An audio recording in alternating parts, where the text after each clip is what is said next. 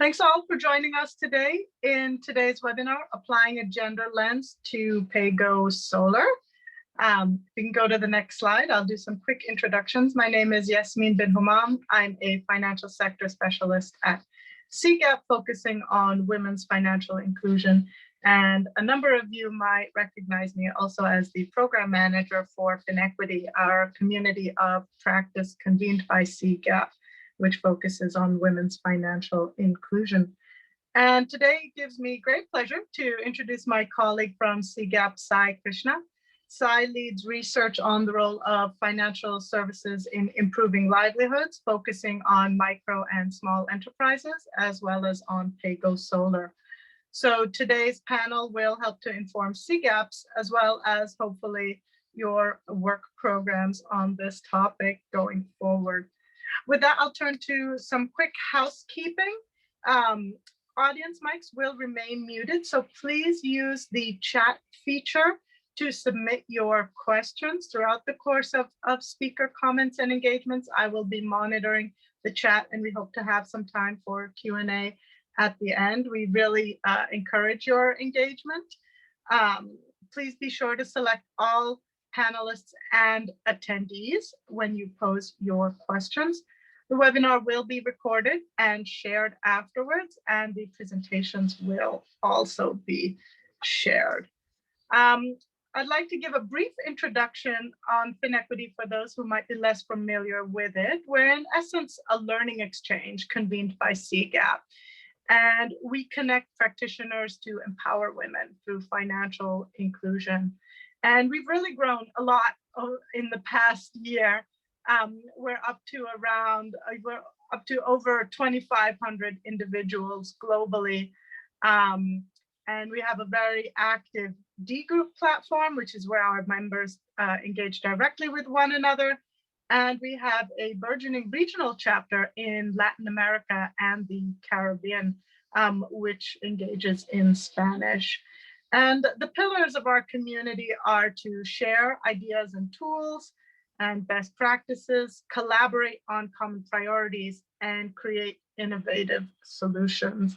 And we're hosting the webinar today in the spirit of sharing ideas, but also hoping that the conversation doesn't end there, but that we can identify some common priorities today, and that you all will take initiative to reach out to one another, people who you recognize or get to know in the chat, reach out to our speakers, and take forward this topic of women's financial inclusion and empowerment in PAYGo. We have 3 learning themes in FinEquity: gender transformative solutions, which focuses a lot on social norms, digitally enabled financial inclusion, and impact pathways, which follows on the pathways to empowerment. So this webinar will touch on all 3 of our learning themes. It's a great opportunity to bring to bear previous insights from FinEquity, and also to influence FinEquity's learning program going forward. So with that, I will turn it over to Sai to introduce our panelists and kick off the discussions. Please do pose your questions in the chat. Thank you, Yasmin. In today's conversation, we asked the question, how can PAYGo Solar better meet the energy and financial needs of excluded women?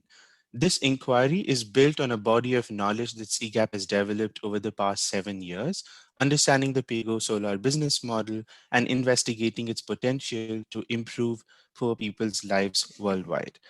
Today, we are joined by a fantastic panel of gender experts, researchers, and providers. And I take great pleasure in introducing to you Shelley Spencer, founder and CEO of Strategic Impact Advisors, a global consulting firm committed to improving people's lives through the expanded access to digital technologies. Shelley brings over 3 decades of experience as founder of several mobile companies, as a technical expert on DFS, and today as a champion of women's financial inclusion. We also have in our midst today Alison, Global Head of Credit Operations at ENGIE Energy Access, formerly Phoenix.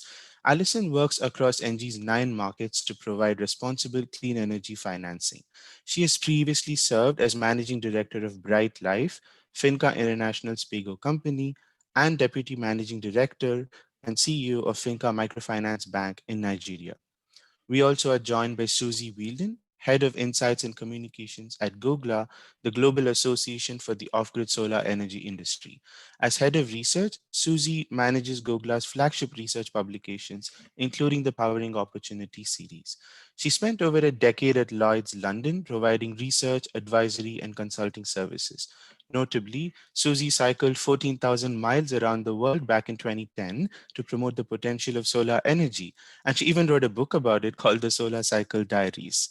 We also have with us Simbo Sojinrin, Country Director of Solar Sister Nigeria, where she leads a network of women entrepreneurs who provide last mile access to clean energy. Simbo is a leading clean energy advocate who has trained and advised policymakers. She's a TEDx speaker and also serves as the president of Women's Consortium of Nigeria. For her excellent work, she's won several awards, including the Ruhr Summit Award in 2017, the Women in Energy Award in 2016, and the Emerging Leader Award at Tech Women in 2015. Finally, we also have with us today Andrea Cristina, Policy Manager for the Environment, Energy, and Climate Change sector at JPAL Global. She also supports the recently launched King Climate Action Initiative, which generates evidence for policy solutions at the nexus of climate change and poverty alleviation. Christina also serves on the Committee on Extreme Weather and Climate Change Adaptation at the National Academy of Sciences. She's previously worked with the Office of the Chief Economist at the Port Authority of New York and New Jersey, the World Bank's Climate Change Group, and World Food Program, amongst others. With such a stellar panel, I hope you're all as excited as I am for today's discussion. Today's conversation is set up in three parts. For the next 10 minutes, I'm going to go over some introductory material to frame our discussion and present a theory of change that we developed. We will then invite opening remarks from panelists, segue into a moderated discussion section, and wind with a round of questions and answers. The off-grid solar sector today is nearly a $2 billion industry, which has improved energy access for more than 100 million people. Nearly 60% of these have experienced their first tryst with electricity, just enough for basic lighting and charging their mobile phones. 80% of this market is concentrated in Africa, home to two-thirds of the world's population with no electricity access. In this context, the pay-as-you-go solar model evolved about 10 years ago, combining digital payments with Internet of Things technology. Since then, it has undergone numerous transitions and grown in leaps and bounds, and today constitutes nearly two-thirds by volume of global sales of off-grid energy devices. CGAP has spent the better part of the past 5 years understanding the PAYGo model from the vantage point of digital finance that enables access to essential services like energy. Now, customers who take PAYGo financing get access to assets that can both improve their quality of life and generate income. They have access to a wide variety of assets from solar lamps and multi-light systems to fans, cook stoves, and even irrigation pumps.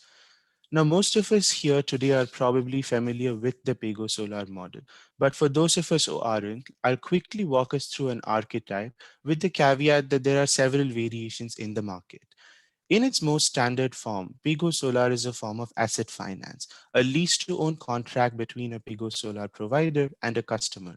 Usually, the customer makes a small down payment and enters into a contract to repay the rest of the value of the device through flexible micropayments. These repayments are made digitally through their mobile phones in the form of prepaid units of energy, just like mobile airtime. Once customers finish repaying the value of their asset, they acquire ownership of the asset. In the event that they are unable to make repayments, or if they run out of prepaid units of energy, then these devices are locked out remotely and unavailable to use until they are topped out.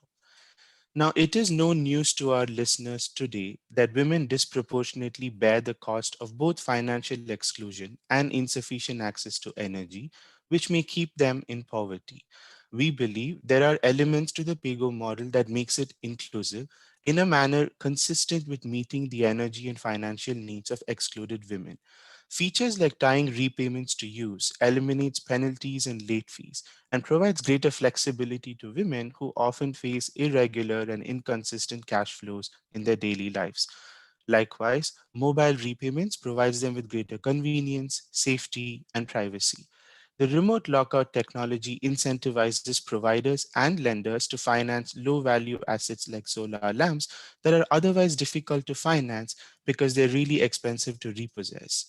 Crucially, the digital data trails generated through PAYGo repayments can provide on-ramps for access to formal finance. Now, the specifics of the model aside, there are broader contextual enablers that set PAYGo Solar up for success. For example, we see that in emerging markets, more and more women are gaining access to ownership through a mobile phone. More of them are accessing internet on their phones. We see a thriving pro-poor base of pyramid DFS ecosystem in many emerging markets, and low-income households are increasingly embracing digital, especially in the wake of the COVID pandemic, to access improved livelihoods. Inspired by these developments, we developed a theory of change that hypothesizes how access to PAYGo solar financing can improve women's well-being. At the bottom, we begin with access to financing, and at the top, we have CGAP's vision for the ultimate impact of access to finance, which is improved household well-being, that we believe can be achieved by capturing opportunities in life and by being more resilient. We propose that when women gain access to PAYGo financing, they're exposed to two broad channels of impact. One, the benefits flowing from the asset itself, and the other from the digital data trails the repayments generate. In most low-income households that are also excluded from energy access, women are the primary producers of energy. They spend inordinate amount of time and manual effort collecting and cleaning traditional sources of fuel like firewood. Access to assets like solar lamps and multi-light systems and cook stove not only can help mitigate some of this drudgery, but it also provides them with greater flexibility in when they can use their time and how they can use it. For example, when they can perform childcare or household chores. Collectively, this could free up some time for women to pursue income generating opportunities. In addition to mitigating some of these constraints, these assets also have the potential to be monetized. In interviews with PAYGo customers, we found that in households that did have PAYGo solar devices, women tend to have side hustles and monetize these assets through small home-based businesses, like charging people to watch television in their homes or charge their mobile phones, potentially leading to small and modest income streams for women. Now, broader energy research suggests that over time, transition to cleaner sources of fuel leads to a secular decrease in household fuel costs, leading to modest financial savings for the household. Likewise, access to solar lamps also expand the number of hours available for children in the household to study late into the evenings and nights, perhaps improving their academic performance and achievement. Many business models recruit their women customers as agents and entrepreneurs, providing them with employment within the solar value chain. This not only provides them with the source of income, but also creates a sense of purpose, potentially increasing their sense of self-confidence, agency, and empowerment. Many interviews with customers find that poor people value PAYGo solar devices because it provides them with a sense of safety, security, and joy. Together with the health benefits of using cleaner sources of fuel for lighting and cooking, we propose that it could potentially improve the physical, mental, and emotional well-being of women. Now, PAYGo repayments generate data trails and build a transaction history for women who tend to be thin file customers, potentially improving access to formal finance. Likewise, once an asset has been paid off, it can be mortgaged again and collateralized for subsequent loans that women may need in their lives and livelihoods in the future. Now, I want to note that this really is a first stab at the theory of change. There are clearly pathways that we may have overlooked or missed. I'd encourage our audience today to send us feedback, suggestions, and your comments through the chat box and help us improvise this and make this a living document. Now, having said all of this, we went out there looking for evidence, right? After laying out all these pathways, and we were stunned to see so little research available. There is a surprising lack of impact research on PAYGo Solar in general, but especially on sex disaggregated impacts that focus on women. We find one rigorous quantitative evaluation by IGC in Tanzania, which examined the impacts on time use. And it found that in households that had solar lamps, the odds of women working outside the household increased modestly by about 5 percentage points. In yet another mixed methods and case study based approach by the Ashton Group, also in Tanzania, they found that women that had access to solar lamps perceived greater flexibility in how they use their time, and some of them started small home based businesses and side hustles to monetize their PAYGo assets. Overwhelmingly, we find that existing impact literature on PAYGo Solar tends to be anecdotal, self-reported by providers, and it doesn't measure sex disaggregated impacts. At the heart of this knowledge gap is the problem that we simply don't have sex disaggregated data and we don't know much about women in the context of PAYGo Solar. This not only prevents us from examining heterogeneous impacts, but it can also mask important gender-based barriers. From CGAP's own consultations with providers and experts and anecdotal data, we find that only 1 in 4 PAYGo customers are women. This is concerning and suggests to possible inequitable access. Now, to be fair, there are obviously far more women who are beneficiaries of use in households that have PAYGo Solar devices. But in order for women to accrue the full range of benefits that we hypothesize in this theory of change towards financial access and energy access, it is important that these devices are held in women's own name and they're used for women's needs within the household. On that front, I think there's a lot of work to be done. So where does this leave us? Clearly, there are a lot more questions that I've asked than provided you with answers.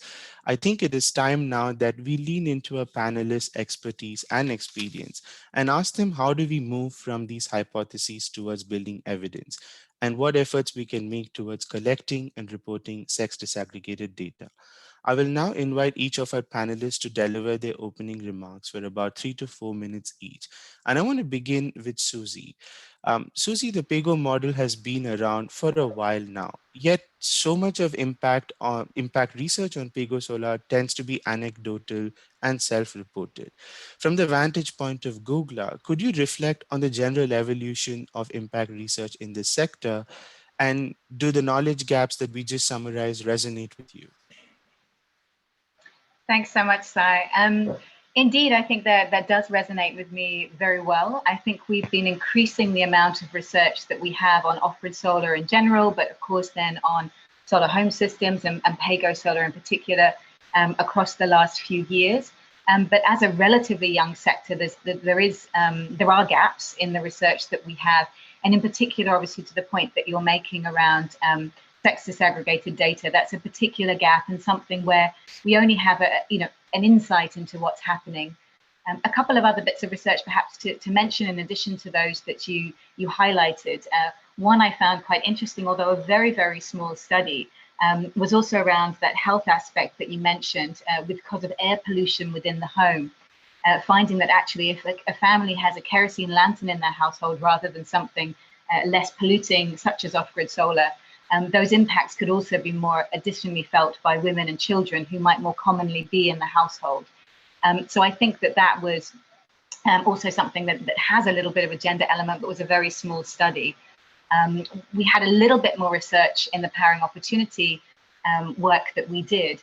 And I think perhaps not disseminated enough. Like there might be a little bit also of a gap in terms of helping to collate this kind of content and share it through that gender lens. Where we did see, additionally to the research that you highlighted, that a number of women were using their system to support, indeed, those kind of additional levels of micro enterprise. And we found quite interestingly in that, a real alignment. In East Africa, we saw, most of the, slight majority in terms of women versus men who are using their system to help, create some income or productive activity. In West Africa, we saw only 38% of those who were using their system to create more economic activity were women. And in South Asia, it was only 22%. So also, I think, very interesting to think about some of the environmental factors that might also be impacting whether or not women can make use of some of the opportunities unlocked by an off-grid solar system or a PAYGo system. But indeed, we're really just touching the tip of the iceberg in terms of what we know and what we certainly, I don't think there is enough research on some organizations, some represented here, I know ENGIE, for example, do some great research. And some of our GOGLA members as well are also looking at not only customer impacts, but impacts within the industry themselves. But we are missing, I think, you mentioned, okay, what's stopping women from accessing off-grid solar from PAYGo, seeing only a quarter of the systems are bought by women. We don't really understand that dynamic of how we could, how can we get more women using PAYGo solar or purchasing PAYGo solar? What mechanisms would be needed? What are out there that off-grid companies are trying? How can we capture that kind of content? Where we do see women using their systems to create micro-enterprise and income, what are the drivers there? What can we learn from that? What can we also understand about barriers to women in certain communities being able to do that? And how can we then potentially try to address some of those barriers? When we had a quick call to meet this fantastic panel, Shelley mentioned the word intentional.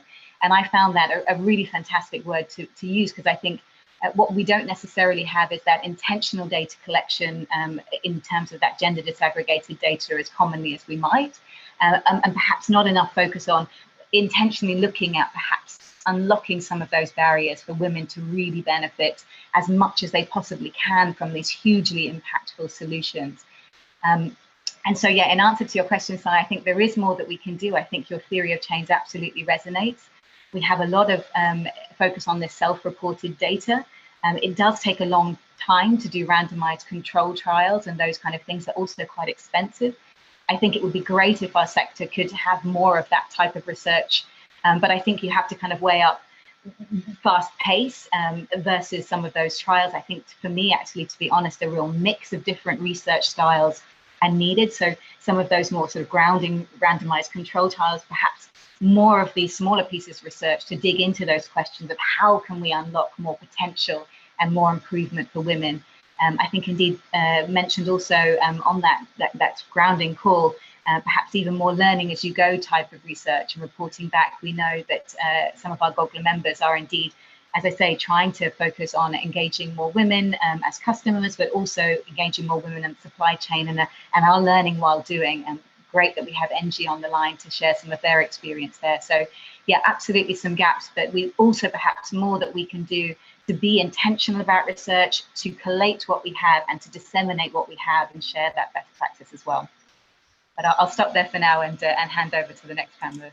Thanks, Susie. You make some really relevant points that we can discuss with the other panelists. And I want to pick up on intentionality and bring in Shelley at this point. Shelley, we know through decades of experience and lived reality that gender is central to last mile energy access. From where you sit, do you think this insight is sufficiently internalized within the PAYGo Solar sector?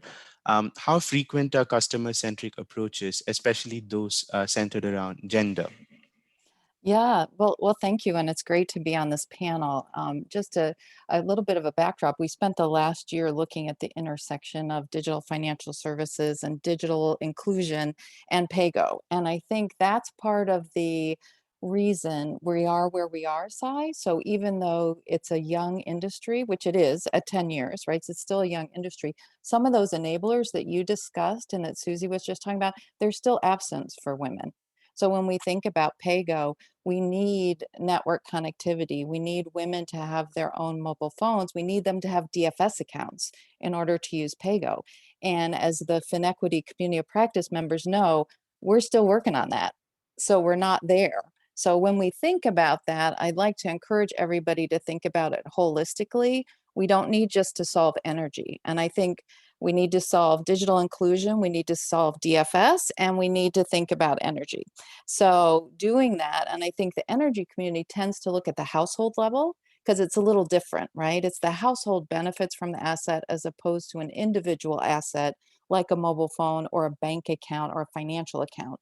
We see empowerment there through individual ownership, where here it can be, if the household has the solar system, everyone can benefit, including the women. But we don't see necessarily the same gender lens that policymakers have applied to financial inclusion now, where we see financial inclusion strategies at the national level having a gender lens, and we see digital inclusion like GSMA's Women's Connect. I think they're coming out with new data, hopefully, and Findex, right? Findex looks at utility account payments. So I don't think we have seen that kind of intentionality in the energy sector, but Solar Sister is here, and I'm speaking more about the PAYGo model. So I think when we think about those enablers, we have to think of all of that together. And we put together this graphic that looks at the enablers for the Digital Moonshot for Africa, which is a project of the World Bank. And you can see that PAYGo is related, or energy access is related to achieving all of those goals. So I would just call for everybody to look at it holistically from an individual perspective for the woman. What does she need in her life? And then if we can look at the next slide, Sai, we actually did some work, thinking about this and what do we need to do? And I'm going to skip to the next slide. But we worked with Phoenix, and I know Alison's on the call, and she's with ENGIE now, and we did a project with them with the IFC in Uganda. And there we got to actually look at their data. So a lot of this data is, right, they're private sector companies that are pursuing a business model, so they have to take their data and be able to parse it. So with support from the IFC, we helped them look at their business model, and they actually had gender disaggregated data of their customer base. So when you look at that as a provider, it can be very empowering. So we were able to get demographic data to see the profiles of the women who were existing customers of their ReadyPay service, look at what kind of systems they were buying, and then Phoenix, at the time now ENGIE, was also offering a school loan program. So we could do that kind of profiling, persona development, and market segmentation for Phoenix. And if we look at the next slide, you can see that what we developed was a customer profile of 3 different types within their customer base that might be interested in loans for agricultural products. So it shows you the power when you have that data within the provider. But again, this was a project that was supported with outside funding from a donor who cared about women getting access to loans for agricultural input. They drove the gender-specific analysis. So in order to get to that intentionality that Susie and I were discussing, I think it needs to be something that we do with the donor community and with the regulators. One of the things that we found in our research was, if you looked across regulatory policies in a country, really strong. If you look at the OFI data on national financial inclusion strategies, they might have a solar home framework that they have, but often it doesn't have a gender lens. So what can governments do to target subsidies if they're trying to address affordability, to call out women as customers? And then what can providers do? So I'm not surprised you found an evidence gap given where we are. And then I would just leave as a final comment, yes, we want evidence, but I think the impact we shouldn't question. Women do better if they have access to energy, period, full stop. I don't need any proof. I got a light behind me. I can turn a switch. And if my sisters globally can do that, they'll be in a better place. So thank you, Sai, for doing this work. Thanks, Shelley. Those are very, very powerful words. And just picking up on the topic of segmentation, and Alison, sorry to put you on the spot, but as a resident PAYGo provider on this panel, very simple question for you. Why are only 1 in 4 customers of PAYGo women? Does it actually reflect the actual demand in the market, or is there more to it than meets the eye? Yeah, I think Shelley raised a really critical point, which I'll get back to in just a moment. That's basically the lens in which the PAYGo sector views their objective as a business, our objective as a business, versus maybe how those of us who have worked in financial inclusion or working in financial inclusion view this, which is at the level of individual agency and economic opportunity. So I think that fundamentally has been, the call to action for the PAYGo sector. Financial inclusion became a part of it because that was a barrier to access to energy. And so much of what we see in the PAYGo sector is more a reflection of how that sector has solved barriers to access in general for households. And it's also a reflection of the fact that we've been able to find successful ways to scale access to energy that don't necessarily have to rely on the registered customer being a specific aspect of the way that we design our channels for distribution and sales, our service model, our financing model, et cetera, that we can reach scale and impact at the household level without specifically targeting the gender of the person who's registered as a customer.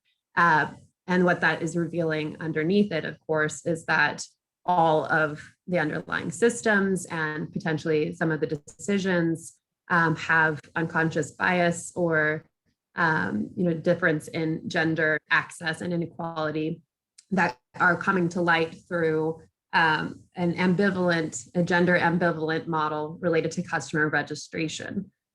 So that's, I think, really what we're seeing here. And so you used the word concern. You said it's a concern that it is so. I would say it is imperative that women get access to energy for sure.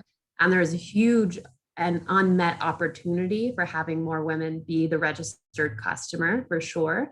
But from the PAYGo sector perspective around energy access and meeting this huge hundreds of millions of households unmet demand, we're doing pretty well if we are doing that at the scales of at least tens of millions of households and having beneficiaries, probably women outweighing the beneficiaries versus men, given the makeup of households that we serve. So I don't think it's a bad thing, but it's certainly not an optimal thing.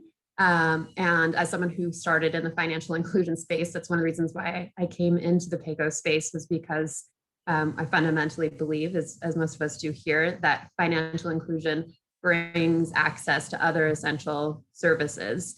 And the fact that we can leverage the PAYGo space and flip it on its head a bit to then provide that financial inclusion as an onboarding path to broader financial services, access to more products and services in the energy space and elsewhere is really, really exciting to me on a personal and professional level. It's something that ENGIE has been investing in for several years in terms of additional products and services. And I think, as we'll discuss further in some of the other sections, we also have a long way to go. It is not our stated intention to have women as our registered customers.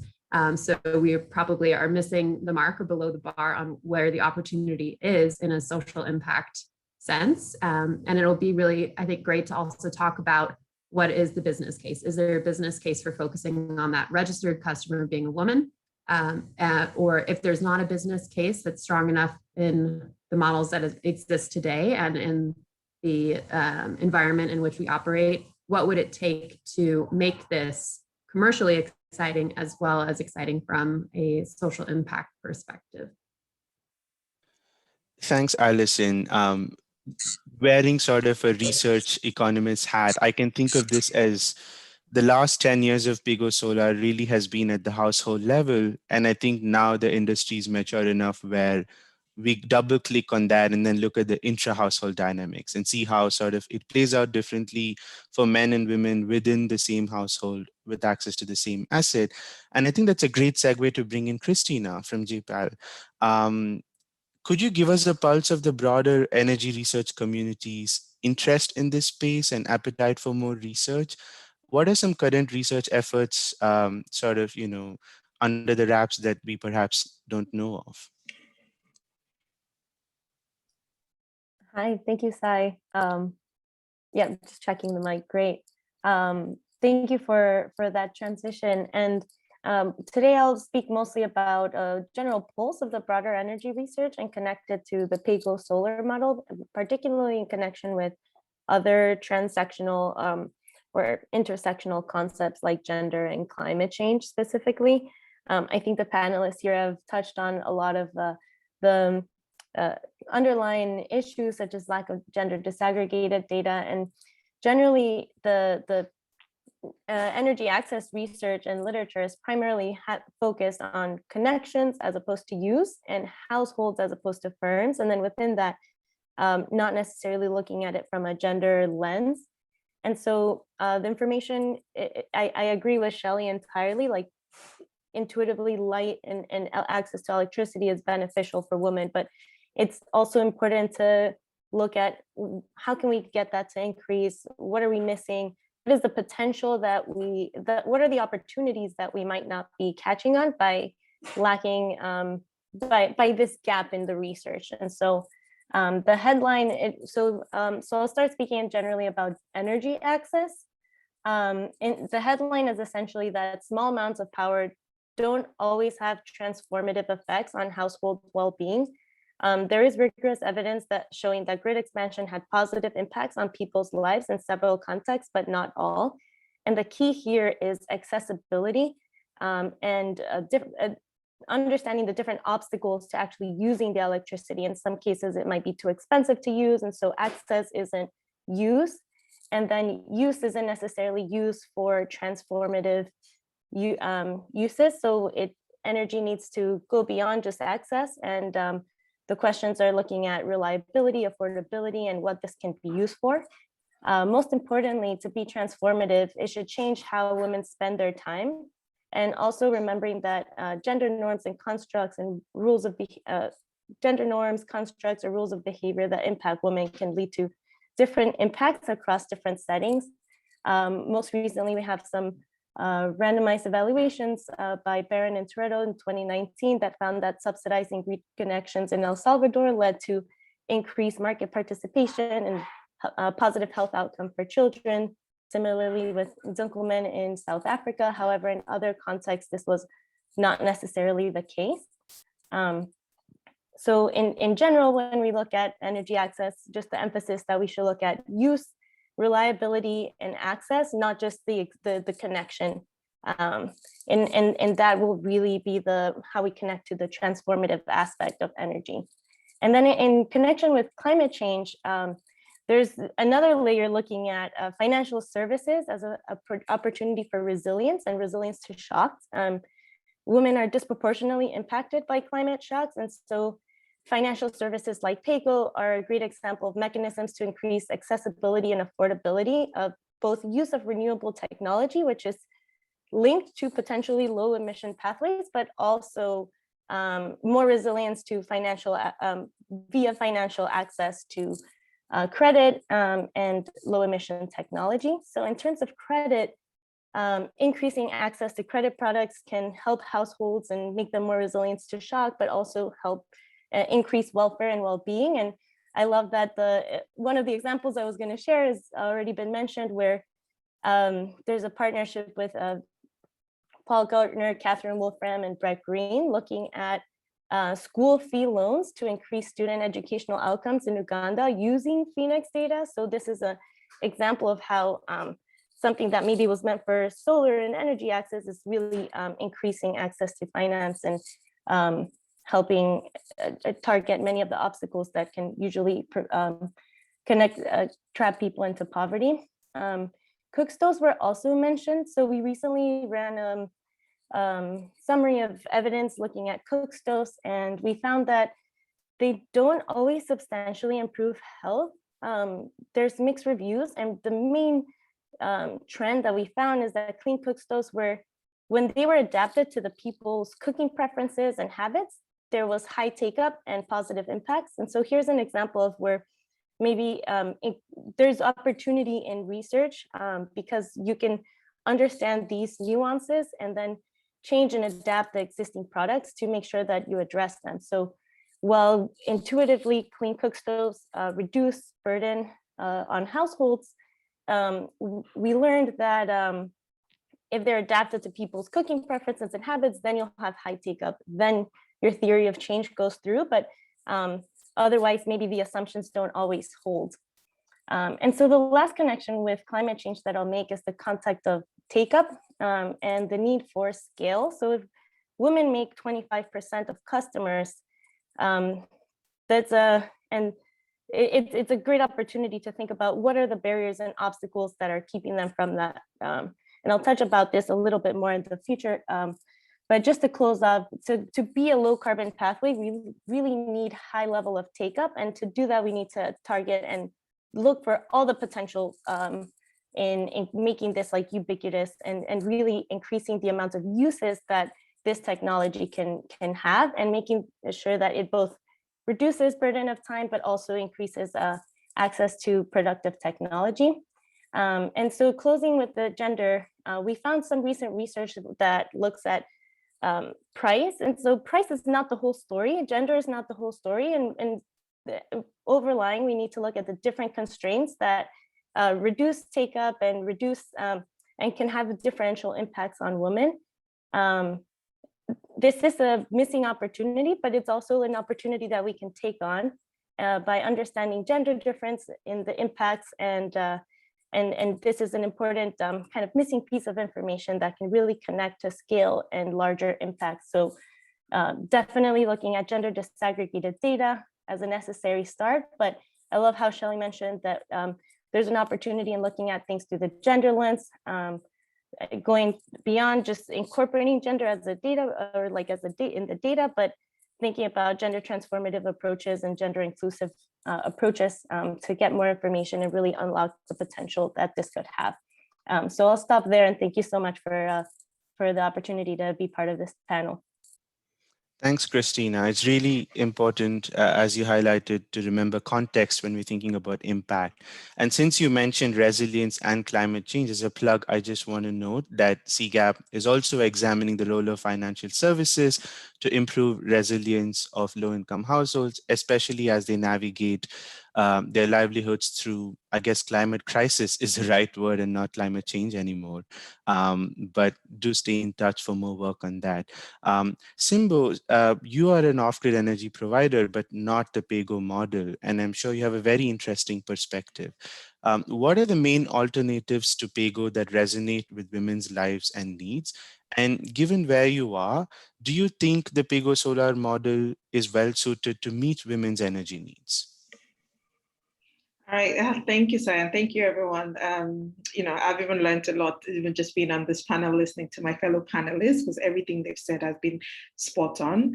I'll just share a bit about our model. So we started with a consignment model with our entrepreneurs, which is essentially giving them, you know, a bag of products or business in a bag, and they will go out and sell. And we found out that they were, you know, very shortly running into a lot of credit issues and debt issues. And so we changed, or we evolved to a cash model. And we have essentially been running on that cash model for several years. In Nigeria, we're in Nigeria, Tanzania right now. And in Nigeria, we actually did pilot a pay-as-you-go, a very small pilot with 275 products in 2019. And so I can share a little bit about that as well. But for us, the cash model, so essentially we promote a lot of innovations around that. So how do you get people to, you know, save up and buy a product, or pay deposit some money with the entrepreneur until they can afford that.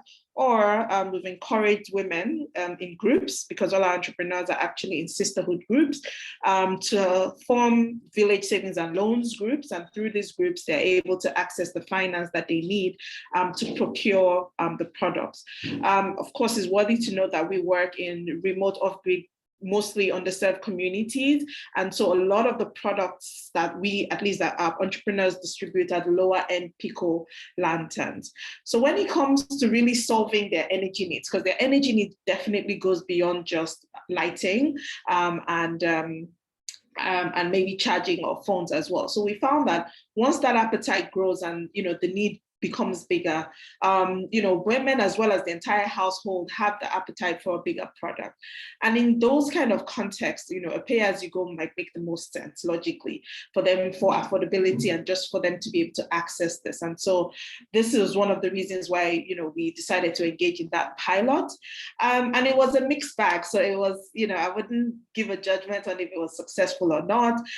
For our default rates were actually quite low, because we used our trusted entrepreneurs, and, you know, we put parameters in place to ensure that, you know, we could manage that.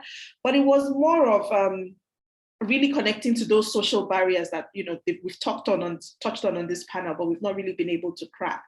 Why a woman who has a cash model product and pay-as-you-go product, especially on the lower end, please, I'm really talking about the small 6-watt panels, you know, 3 light systems, 4 light systems. You find that we had more uptake on the cash products than the pay-as-you-go product.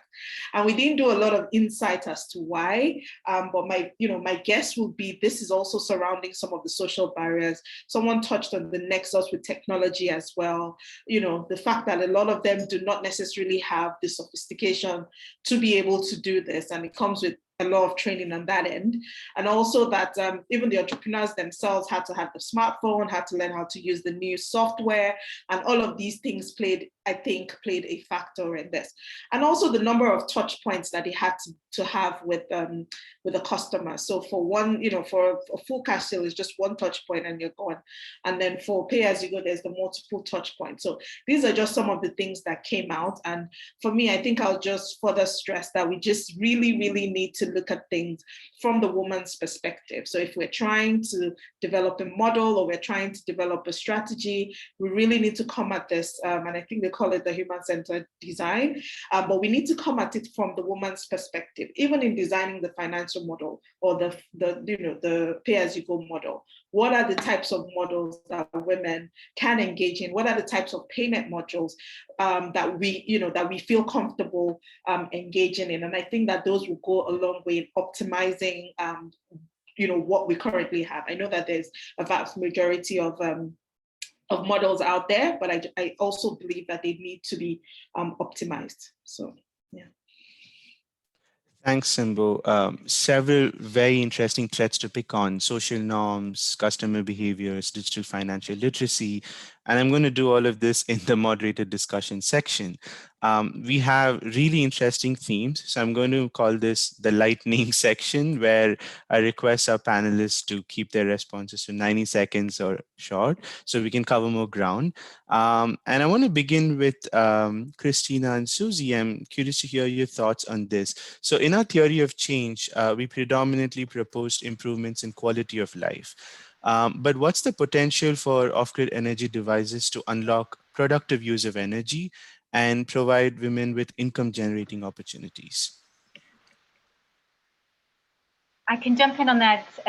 Obviously, really keen to hear what Cristina has to say as well. But indeed, I think those environmental and cultural factors in the research that we did, that I touched on in my introduction, play a huge part. So I think a huge opportunity, at least as far as micro-enterprise goes, to play a good role in increasing income, increasing productive time. So perhaps also more time to spend in agriculture, if you might be a family that has a smallholder farm. But really what we did see in that research was that in those parts of the world where women perhaps play a more active role within the productive and economic environment, those opportunities were adopted more commonly.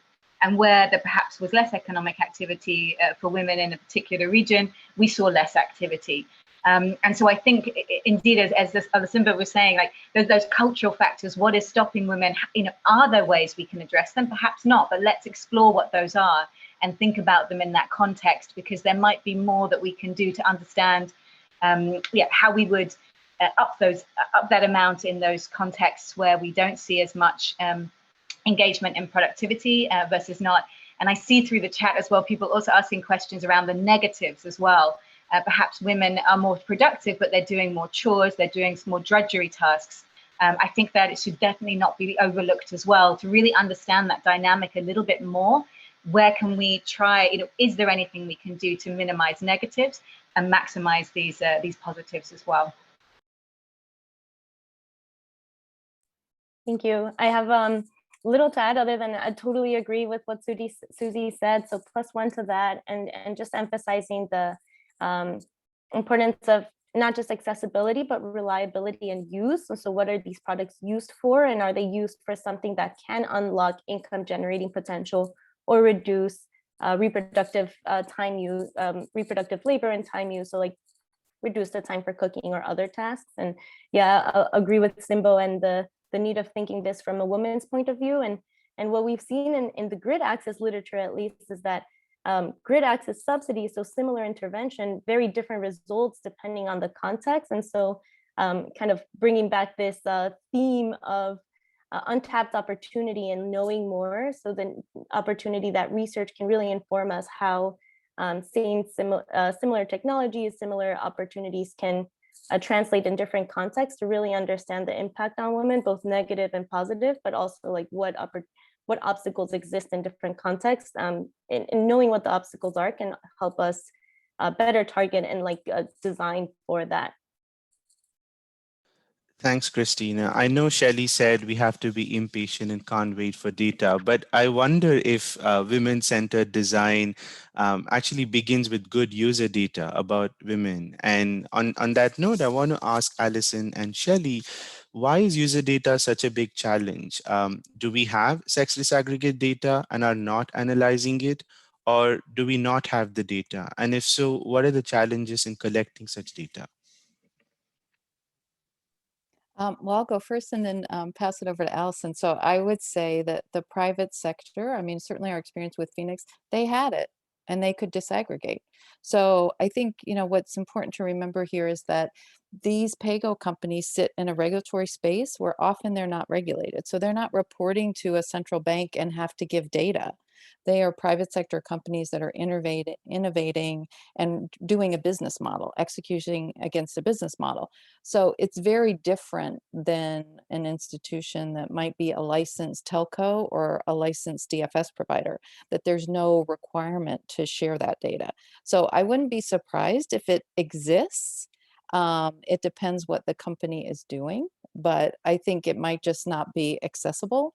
So I would encourage us to think about ways when we in the financial inclusion community do research, whether it's Findex or something else, how do we capture that in the surveys? Because I don't know, we know that M&Os in particular, sometimes they view that as very proprietary. So if they want to expand their market, they might not share that, and requiring that may bust the model and trigger some negative consequences in terms of business scale. So Alison, I don't know if you agree with that, but that's my perspective.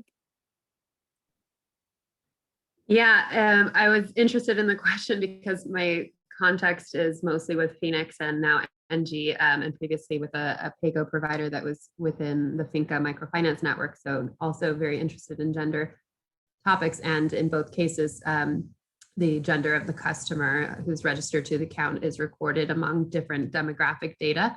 And I can't really speak to the extent to which that's true of the PAYGo sector as a whole, but I would be willing to bet that it has been true to some degree for most PAYGo companies at some point, because we've also all worked on some sort of element of credit scoring and may even be reporting or participating in credit reference bureaus where some of that basic information is essential KYC information and data. And then the question, to what degree do we use the data, and why or why not are we using it, to what extent and why?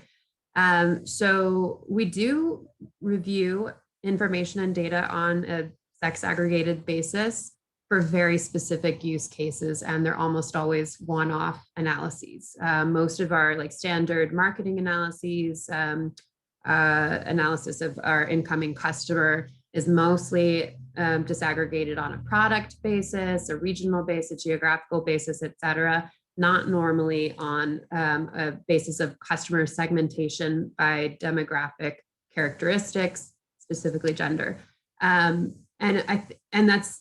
we're moving more towards that. That is actually the big effort that we have this year within our organization, at least, is to define who our target customer segment is for each of our types of products, and then to understand the degree to which the customers who actually make the purchase match to or do not match to the intended customer segment. And the entire go-to-market strategy should be solving for that defined customer. So I think this is really maybe the first year in earnest as ENGIE Energy Access now that we're getting to the level of very specific customer targeting and defining those demographics, and then also holding ourselves to the process of checking the degree to which that what we've defined is true, or the channels that we've defined may be part of the barrier, and getting to some of that root cause. So most of the data that we do have is, as I said, used for one-off analyses or for a very specific project or product development process. Shelley touched on one of the projects that we had defined. We also have done quite a lot of analysis on demographics and repayment. That would be kind of in the customer finance team that I work within. A key piece of what we want to understand is customer behavior, and specifically customer repayment behavior, and how it relates to potentially very discrete pieces of data that we already collect, gender being one of them. And we have seen that most women, or on the whole in a given market, women do pay better than men, and that's consistent over time. That's consistent across products. It's not 100% true in all cases, of course, but if you take it on aggregate, that is true. And so of course, when we have this data in front of us, we were like, look, guys, this is great. Let's go and target women. And I think that we're on the path by saying that, okay, yes, now we are actually going to have customer segmentation and targeting, and evaluate it and think about ways that the channels do or don't serve our ambitions around what our customer base should look like from a user perspective, as well as from who's registered. And yeah, hopefully next time that we have this webinar, we might have an update for you on how that process has evolved. And then otherwise, it's mostly for product development, making sure that for the customers that we do have who are registered to us, or for their households, we understand how the product is serving them, their satisfaction level, but specifically for things like developing our education loans, hospital cash insurance that we've piloted, and very specific projects that we've identified around understanding our agent network and its composition in terms of demographics, and how that relates to our customer base.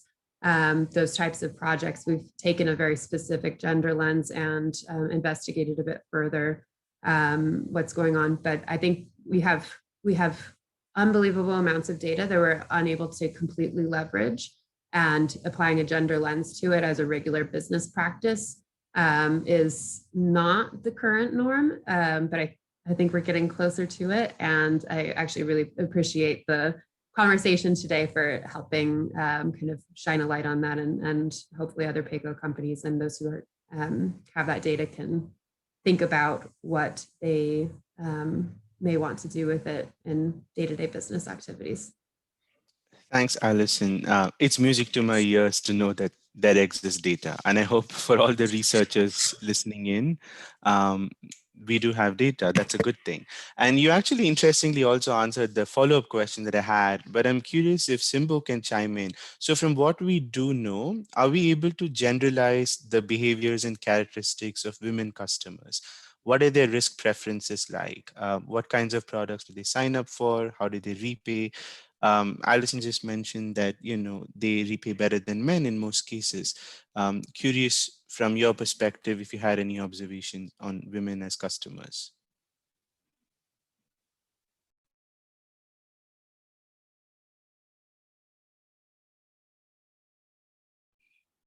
Okay, I'll try and chime in here, even though my network got shaky just at the last bit, but I don't know if you hear me.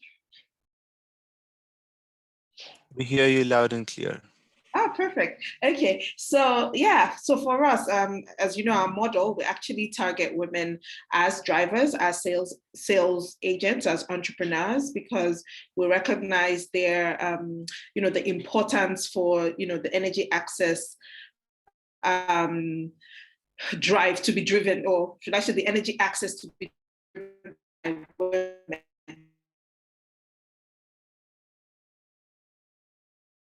Like the challenges now are borne by women, and so using women as drivers and at the forefront for us is the way to go. It's how we have always, it's what our entire model is about. And so for us, that's where we focus a lot of our attention, our research, our training, because we believe that not just women as customers, I think that's beneficial, but what can women do with energy? And that includes, of course, productive use of energy now, or even just starting from the household level. How can that improve livelihood at the household? And then how do we start using energy as a driver, as productive energy to also help with the economic status of women, which is usually also one of the barriers that are faced across. So if you look at financial access, or if you segregate that, you find out that, men are generally richer than women, at least in most communities in Africa and as well. So, in that, just knowing that as well, I think plays a big factor. And so for us, yes, there are things to be learned from the way, the different cultures and communities that we work in. There are ways in which they spend, there are ways in which they bank, there are ways in which they keep money, and all of that play a factor in what type of financial model will be introduced in that community. So I feel like a lot more work needs to be done. And for me too, I promote local innovation and support. I always advocate for support of local innovations because when you're living with the solution, you may not have the resources to get out of it, but at least you in living with it every day, I believe that there's a higher chance that you have at least the thought of how to get out of it. And so promoting those innovations or promoting how you can get that information from the grassroots to ensure that the models that we are developing are models that fit the culture, fit the behaviors, fit.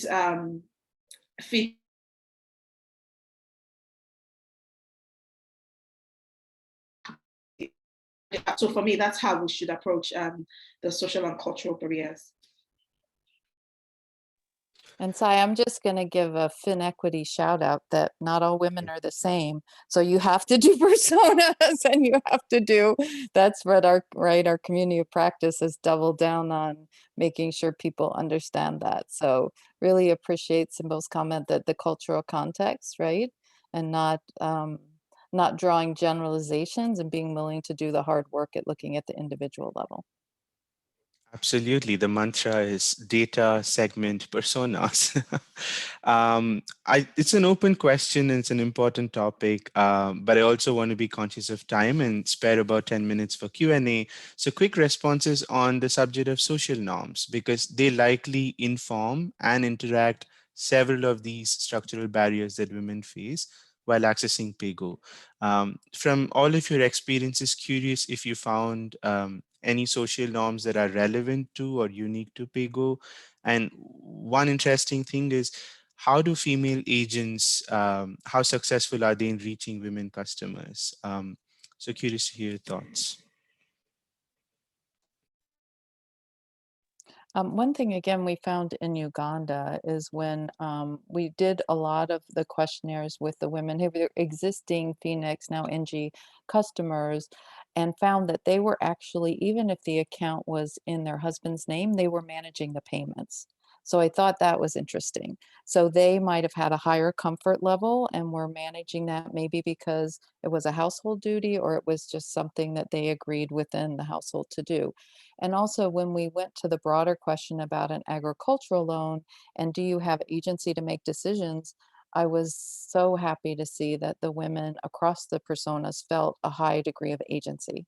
So I think, again, we have to think about where people are, and I think we're seeing increasingly decision-making on things like financial services and household products or things that can improve the income of the family, things that are endorsed and the woman is managing and maybe owning.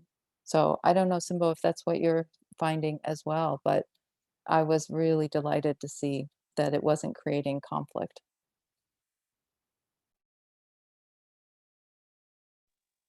Maybe just a follow-up on that one to the earlier point about context being really important. The information that Shelley just shared was within Phoenix, now ENGIE in Uganda. We found the opposite to be true in the Mozambican context, where our customers who are male, the women in their household did not make payments using mobile money, using that person's mobile money. But the inverse was true. So I guess just to underscore that you really have to get as close to the context about what you're speaking as you can, and to consistently check your hypotheses or double check that what was true for you in one place is true in another. I think that's like just an excellent point that you have made in this in general. And then, yeah, within social norms for the agent network, well, one thing that we've observed is that there doesn't seem to be a big difference between the gender composition of the customer base for a female agent and a male agent in the markets where we've done this analysis, which is 3 or 4 markets, which was a bit surprising to us, and other PAYGo providers or solar providers may find very different findings. But in terms of social norms that affect agents and female agents in our context in particular, it's working long hours away from home or away from even any kind of a fixed location like a shop or a place of business. And a lot of times our agents are going on a longer trip to reach customers in a neighboring village and may stay overnight, even several nights. That's very difficult from a social norm and construct process for a female agent. And it's difficult, that basically the men who are doing that work are relying on women at home to take care of the home while they're away. And the opposite is not always true for women agents.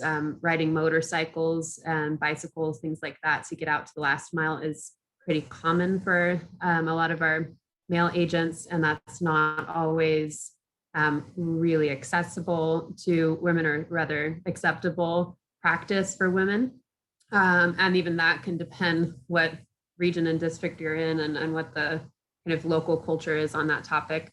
Yeah, and then in terms of approaching strangers, being able to enter someone's house, if the expectation is that the agent should also do the installation, is that physically possible for them? Is it appropriate to be in the house? Is it acceptable from a social norm perspective to have a woman do that specific type of work potentially for a man and in his house? There are quite a lot of challenges in the way that we have designed the agent network setup, and I'm sure there's probably some ideas on how to do it differently that might address a more female-friendly workforce. But those are the things that we have observed in the way that we've done more of the direct-to-consumer sales.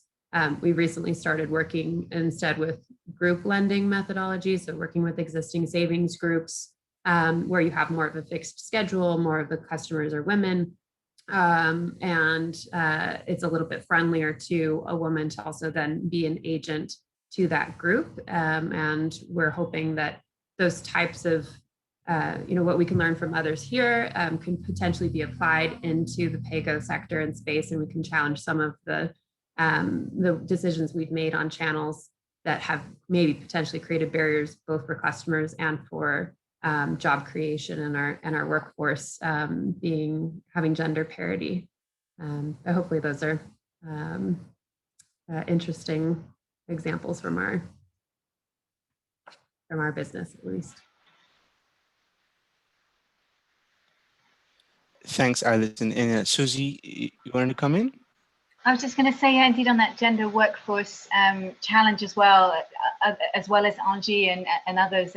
Obviously, Olasimbo very, very focused on this topic, but hearing as well from others, Azuri on the Brighter Lives campaign that they run, particularly focused on women. We're looking at some of those barriers and trying also to find out ways to address those. I think they'll be releasing some information soon that I'm sure they'll be happy to share with this network. But one example as well was just having more trainings for women, because they might not be able to attend the one training that because of childcare or for other responsibility purposes. And so they were really trying to figure out, indeed, similarly to Alison, what can they change within their model to make it easier for women to engage as agents. And I'm sure that Olasimbo has a ton of background on what they've been doing in Solar Sister as well. But yeah, hopefully more and more of that insight will be helpful to share across companies as well. Thanks, Susie. I know I promised we'll set aside some time for questions, but this is very exciting a discussion to interrupt. So I'm going to hand it over to my colleague Yasmin, who will just sort of showcase the top few questions. And if we could go over by 5 minutes, and if that's all right by all panelists, we can quickly take a few questions and then wind up. Thank you. Great, thanks, Sai. And it was a very active and dynamic chat. Clearly, we have the right audience here. Some of these questions and comments that I'll highlight were already addressed, but I think it's useful just to mention them so that we know what our audience is, interested in for the sake of the panelists and for the sake of the other audience members. I've bucketed them into 4 categories. So, after I quickly touch upon them, each panelist can, pick something out from what I've highlighted and give some responses, and perhaps also spend a moment speaking to what you personally or your institution is planning on doing going forward. We had an overarching question from Getane Gobezi. What is your experience in bringing together different interest groups, energy, finance, digital, some aiming for profit, others not, towards a common agenda of addressing this development challenge? So that's an overarching question, a very big one. I don't know if anyone is brave enough to take that on. Apart from that, the first group of questions centered around what are we funding? What is it that we're funding? And Robert Magala poses the question of what kinds of renewable technology products are we speaking about, especially in terms of their quality, affordability, ease of use, access to repair and maintenance. The second theme was around, is this the right financing model, which I think we've already addressed somewhat in the panel. But again, Robert asks, how is the gap in gender financing affecting scaling up and access to better light and energy use? Maria Osola asked, what is the link between VSLAs and PAYGo? Can women access products with PAYGo but through the group as a guarantee? So perhaps you could clarify that. And Samora Chacha asks, how can we integrate human-centered design approaches to ensure that more women are involved in PAYGo? There was a lot of discussion around the pathways. Unfortunately, I don't have time to summarize it all right now, but it looks like we're going to have to challenge some of our underlying assumptions and also broaden our view in this theory of change. A lot of commenters focused on, is greater flexibility for women the right thing, or are they just doing more and more and more? Are they now taking care of the household and generating incomes and making payments? So we need to take a close look at the value proposition. And finally, on the topic of gathering data, the comments centered around, this tension between who is the customer and who is the user, the tension around impact on individuals, impacts on houses. Javier Faz asks if it would be good to gauge reactions to whether we should explore the way women currently influence or not the decision to adopt a PAYGo solar unit, and then assess from the provider perspective, can commercial models more effectively target women? Alison, I think you've already been speaking to this, but it sounds like that's an approach that resonates with our audiences. Jennifer King asked, does data show any difference in payment patterns for men versus women account owners? And I think what we're hearing is that it depends on context. It depends on the country. It depends on whether they're the user or the customer. But that's largely what our comments centered around. I'll turn it over to our panelists to pull on any of the threads outlined there, and also to speak briefly to what they'll be doing going forward. I'll actually start with Shelley, just because you're the first on my screen, Shelley. Thank you, Yasmin. And again, thank you for this panel. So I'm actually going to tackle the how are we working together. So in this work, our firm did the last year with the World Bank. There's a group called Lighting Global, and we helped them create a toolkit they're going to test for governments to try to work together across ministries of finance, ICT ministries, and also the Ministry of Energy to do that. And I think we should actually be asking governments to take a role here to create that intersection, because even with PAYGo, there's still an affordability gap. So, and most governments have an electrification plan. that says they want to get to electrification. So bringing those voices together at the government level so that investments in ICT infrastructure, if it's universal service funds, also think about energy access. And they're doing that together. It was our experience when we would talk to ministries of energy, they weren't necessarily talking to their counterparts. So how do we drive that intergovernmental dialogue? And is that something that can move things forward? Because governments and donors are going to have a role. I don't think PAYGo in and of itself is not going to solve it. And the systems are more expensive because they tend to buy quality equipment, give you after sales service, and do those things. So if you have to decide cash versus PAYGo and you do the economic model, you're going to pay more. And so what does that mean? So I would call on governments, us to ask more of our governments in those task force. Thank you. And is that what you'll be doing next week? Going? Yeah. Well, we're hoping the World Shelley? Bank's going to test the toolkit. So let's see if it's helpful in kind of bringing these conversations together. So we don't know who will be doing it, but they're going to test it in Uganda and Ethiopia in the next 18 months. So great. Next on my screen is Olasimbo Sojinrin. Okay. All right. So I'll take the one from Maria, which is about the link between Bsle and PSgo. So as you know, Bsle, which is Village Savings and Loans,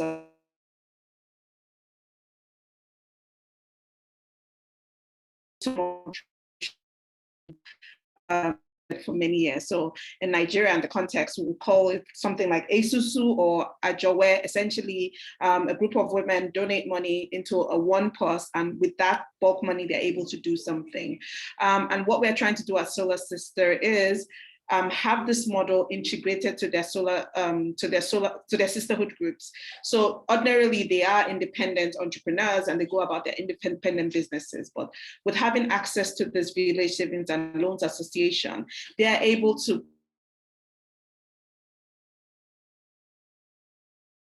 invest in something productive energy or something that they could use if maybe for their personal use or to buy a bigger product to sell. So that is the link. So yes, when they pull in resources where ordinarily they can go to the traditional bank or microfinance institution to get that loan, it becomes their next available thing. And I think that's where the link is. That's what we're trying to do, to innovate, to try and increase access, especially at that level. Yeah, I'll leave it there. I think my connection is shaky, but I'll leave it. Connection is a little bit shaky, but I think we got about 90% of it. Perhaps you want to say just a sentence or two about what's on the horizon for Solar Sister, so that our members know what to keep an eye out for.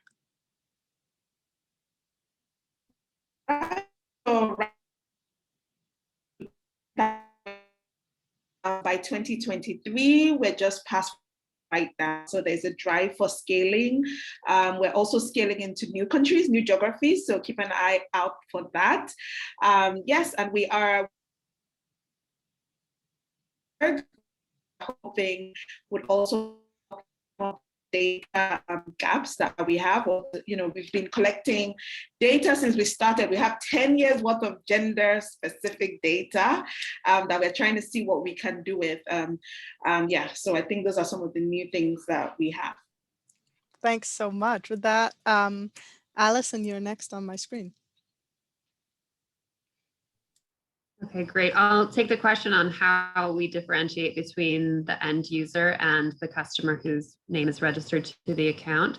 It's a really important one for a lot of reasons, and especially if we're talking about financial inclusion, it becomes extremely important. The way that we differentiate is basically the person whose name is on the account. They're the ones who have signed the financial agreement with us, and they have the legal contract and obligation with us. They're the person whose KYC details should have been confirmed during the registration process, and they're making the commitment to ensure the financial obligation is met over time according to the terms of that contract. We do separately ask them if they will in fact be the user of the device, and if not, to register the contact information and name of the user. Thinking of it now, I am not 100% sure whether we capture any demographic information beyond just that basic contact information of the primary user, but that would be something for us to think about doing. One of the things that will be really critical if we are asking PAYGo providers to be a platform for broader financial inclusion, is to look at this topic of what are the records that we have of who is actually the customer, who has signed the contract, because we're building a credit score for that customer on the basis of their name, their details, and the payment record against that account. As long as that stays within the PAYGo company's space, it's kind of their risk and their issue on whether and how they use that data to make additional decisions on loans and products to offer that customer. If we're starting to now talk about using that information to inform what types of products and services someone can get outside of that PAYGo provider, and maybe even from a financial service provider, then we have to really think very seriously about what's the quality of the data. To Shelley's earlier point, most PAYGo providers are not necessarily regulated and may not have to establish KYC details to the same degree that a bank would in order to open an account. So to what degree can we trust the data and information that's in there if it could materially impact someone's access to financial services potentially negatively? So for us, it is important that we separate the person who has the financial obligation in the contract and the person who is a user. And more as we're looking at how and where and why we would connect to other touch points in the financial services ecosystem, like credit reference bureaus, we also have to look at our responsibility for due diligence and care over the personal identity and potential positive, but also potential negative ramifications of exposing our data records to other aspects of the ecosystem, which we would hope would benefit them, but we need to do the due diligence to make sure that it would. Thanks so much. And last but certainly not least, since Susie had to drop off, Andrea, Cristina, what would you like to react to, and what's next for you? Thank you so much, Yasmin. I'll keep it short. Love to react to everything, but I think the highlights, so hopefully I can leave us with some inspiration to emphasize there's so many things happening, there's so many questions being asked, so many lessons we've taken from this, so many opportunities that we've identified we're missing that we can now move on. Generally wanted to encourage us to remember this theme of intentional and seeking intentionality and seeking opportunities, and the opportunity to learn as we go. And a big challenge with RCTs is they have to think about it ahead of time. So maybe being intentional will open the opportunity to capitalize on opportunities for RCTs. And here at JPA, I'm really excited for the King Climate Action Initiative, which just finished its second competitive research round and will continue for a couple of years. And our 4 focus areas, which are very connected to this, are looking at energy access, climate change adaptation, and climate change mitigation, as well as pollution. So this really is encompassing all of the areas there. So we're excited to open opportunities and partnerships to be learning partners and knowledge partners and support research in this area through this climate action and also other JPAL initiatives. But overall, just encourage us to be really excited, look forward to these opportunities in the space, and continue to learn as we go, and continue strengthening this culture of learning and keep the gender lens when we do that learning. Thanks so much. With that, I want to extend a very heartfelt thank you to CGAP for spurring on this discussion with its initial research. Heartfelt thanks to all of our panelists, and of course to our audience. You will be directed to a survey when you close out your Zoom. So please do let us know your thoughts about this webinar. Please do continue to engage with either Sai or myself if you have questions about this space, or even with our panelists directly. You know what they look like, you know where to find them here in FinEquity. So with that, thanks to everybody, and please watch this space. Sai, I don't know if you have anything to add, perhaps a plug for everyone to check out the recent CGAP publications. Absolutely. Please do check out the event page for related blogs and decks. And just echoing my thanks to everybody, and shout out to Daniel and Alexandra from the CGAP and FinEquity team who made this possible. Thank you very much, and stay tuned. Thank you, everyone. Bye, everyone.